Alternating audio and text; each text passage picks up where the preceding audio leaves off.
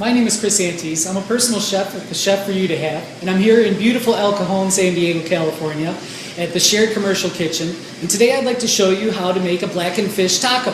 Now what I've done is I took some tilapia, but any kind of fish works out for this, and I make my own little blackened seasoning, but you can of course buy that at just about any store. And what I do is I start out with pretty much the same ingredients that I'm going to use for a taco seasoning.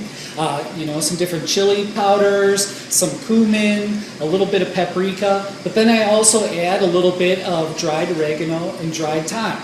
And to blacken something, basically what that means is you want to really sear it in a pan on some hot heat. If you have a cast iron skillet, that is definitely ideal, but any other pan that you can get really hot works out perfect.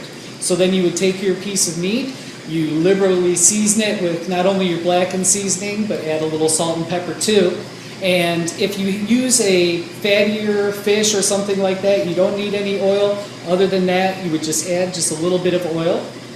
Place your fish in there to blacken. It would cook maybe 3 minutes on each side and develop that lovely crust on there. And really good with steaks and pork chops as well.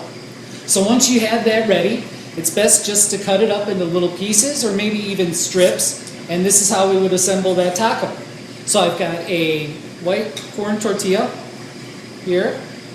We're going to add this blackened tilapia.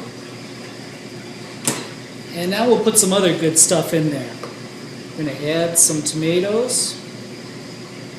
And then being that blackened is usually spicy, I'm going to add a little bit of jalapenos to really give it a little more kick. We're going to add some fresh cilantro. And some scallions. I think I'll throw in a little guacamole, and this will give you the perfect taco. So, I hope I was able to show you how to blacken some fish and make an ultimate taco.